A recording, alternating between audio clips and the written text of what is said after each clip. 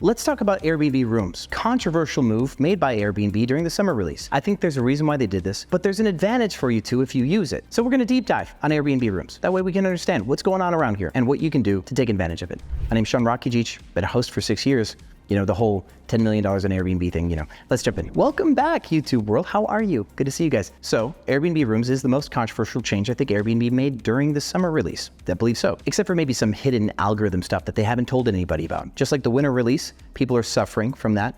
And because of that, people need to update their listings in accordance to the new algorithm, which is a hidden thing. So in this video, we're gonna talk about the public stuff, Airbnb Rooms, but I'm hosting a webinar on the algorithm and its change within the summer release. So if you guys are having a hard time with bookings and it just kind of came out of nowhere, it's very likely that Airbnb has re-ranked your listing based on you falling out of grace because of the summer release and their algorithm change. So there's gonna be a link in the description or right here. And just like in the winter release, when I did re-algorithm, which saved thousands of people, by the way, the reviews are phenomenal. This is another version of re-algorithm, but for the summer. Don't miss it, it's gonna matter. But anyway, let's go. Airbnb Rooms. What Airbnb has done this summer is create a new sub-product, basically like Airbnb Plus or Lux or Experiences, but it's Airbnb Rooms.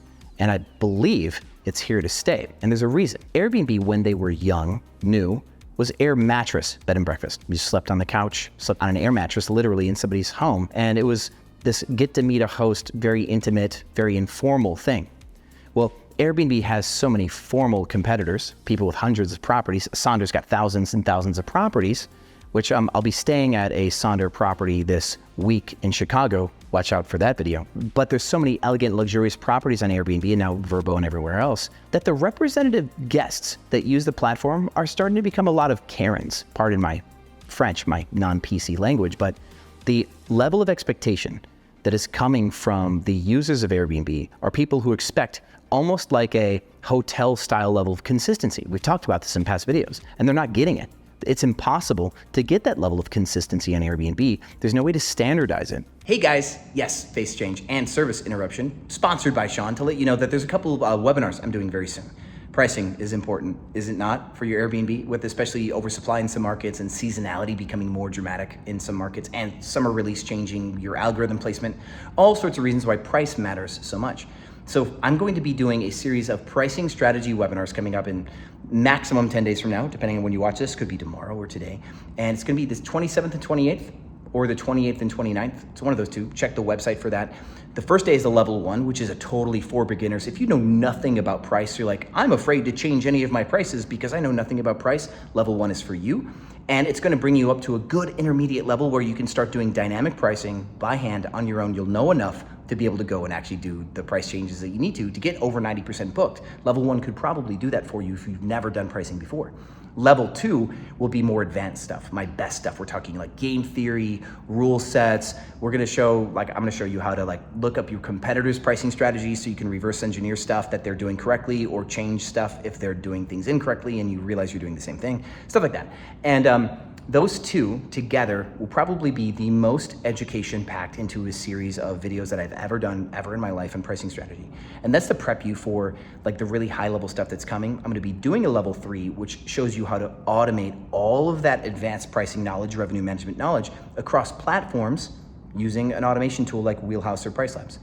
And level 2, I will teach you guys how to do some VRBO, direct booking pricing stuff, so that way you can also do that too without having to get to level 3. So, there's probably a QR code here and there's gonna be a link in the description. Attend those webinars if you wanna become a master of price, and that way you can make all the millions, right? All right, guys, back to the video, see you. They tried during COVID to standardize their COVID cleaning procedures and they couldn't enforce that at all. Kind of a fail that no one talked about. Everybody's safe though, thank God. This leads to refunds. This leads to guests saying they're never gonna come back to Airbnb. Well, that's because maybe they were just never suited for Airbnb because they've got it all wrong, right? Problem is also there's some hosts that just don't do a good job either. So there's some pain points on both sides. Airbnb Rooms though gets right back to the heart of the initial journey of Airbnb, which is meet a host, stay with a human, and have a room in a place. In order to try to ensure that this is going to be the case, Airbnb has done a couple things in requirements to listing an Airbnb room. First off, your photo has to be a photo of you. You cannot be some company like Pad Suites or Lux Stays or something like that. You can't be that.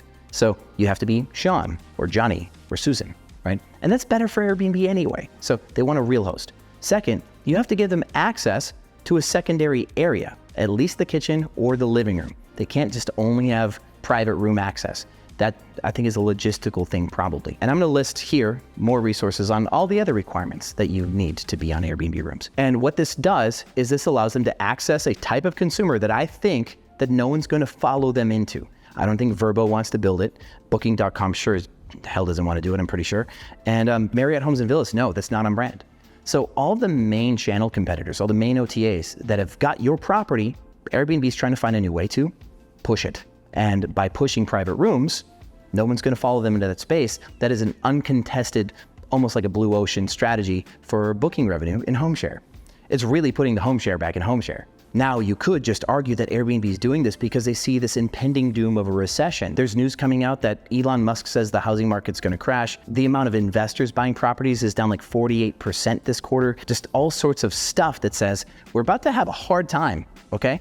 And in that case, where people become price conscious, they may not want to spend the money on a whole place where they have to be more responsible and spend less. Where now hotels become price competitive against apartments even. Right? Because apartments have a cleaning fee and they have more square footage. So they should be a little bit more than a hotel because a 700 square foot apartment is way cooler than a 350 square foot hotel room. So even though people are mad at Airbnb for not being cheaper than hotels, people are not recognizing that they get a better value, right? They get all that space, full kitchen, full size fridge, stuff like that. But now because of the recession, people may have to choose hotels for even more than just that standard consistent approach. The stuff that people have been complaining about. Now this allows Airbnb to then undercut hotels one more time and get cheaper than hotel rooms. I think it's powerful, I think it could work. And you can use this if you have a property with say maybe 3 or more rooms. See, I teach pricing strategy, super nerdy high level stuff. And I would argue if you have a 2-bedroom property, you would do better just to adjust your rates a little bit more to get the whole 2-bedroom booked at the right time than to split it into 2 rooms. But if you have a 3-bedroom or bigger, it may be more advantageous for you to have 3 or 4 private room bookings than to lower your rate all the way down to get the whole thing booked. And I promise you it's not competitive because the larger your property is, the more in advance your ideal customer will book. A group of 12 or 14 is not booking 3 days from now. We know this. But a private room guest, last minute traveler, missed a flight, just here with my girlfriend, want to check the city out, eat some food, get out, they could book today or tomorrow. So you can have your house which gets all of its best weekend bookings, big bookings, book far future, and then you can fill up the last minute spaces. And it could work out for you in a big, big way. I'll even test this out with some of my friends' properties if I can get them to trust me. Hopefully I can get somebody to trust me. But if I can't get any of my friends in Dallas, just send me a message on Airbnb Automated's Instagram, and maybe we can integrate rooms into your listing and make a big ta-da out of it. So it'll be fun. There is a specific approach to using rooms. You don't just have rooms and the whole space and just go to market. That's not going to be good for you because you could still have somebody book a room 3 months from now or book a room for 4 months. And then all of a sudden your whole listing can't get booked for 4 months. That'd be bad for you. So there's ways to do this. And I teach this all in Cracking Superhost.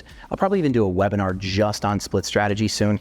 That's actually a really good idea. But until then, I teach it in Cracking Superhost. I've got some really cool stuff on how to maximize revenue, pricing strategy, and now how to use split strategy in your pricing strategy to make sure you get the most money always, and then you use split strategy only when it matters. And if I haven't told you what split strategy is, it is the strategy of listing an entire space and the private room separately and taking the money wherever it best suits you. I've done a past video, like maybe just the very past video on that. So check that out for a teaser. But go to Cracking Superhost for the whole story. And with that, you're hearing a lot about webinars and events that I'm posting. Well, that link, QR code probably right here, is to my events and calendars page. I'll be doing a lot of like very mini webinars for you guys. My Cracking Superhost coaches are doing free webinars too. So for all of those, go to this cool little page that we made. So that way you can see what upcoming free coaching we're offering. And then of course my little $10 ones that I'm doing, super fun. And I'll be doing some other deep dive webinars, like for example, the re-algorithm for the summer release, or the split strategy pricing thing that I'm gonna be doing, or a 101 level pricing strategy webinar that I plan on doing soon. So to catch all those, go to that link. If you guys have questions, naturally you know that I will find you in the comments to give you answers. And until the next video, guys, I will see you on the other side.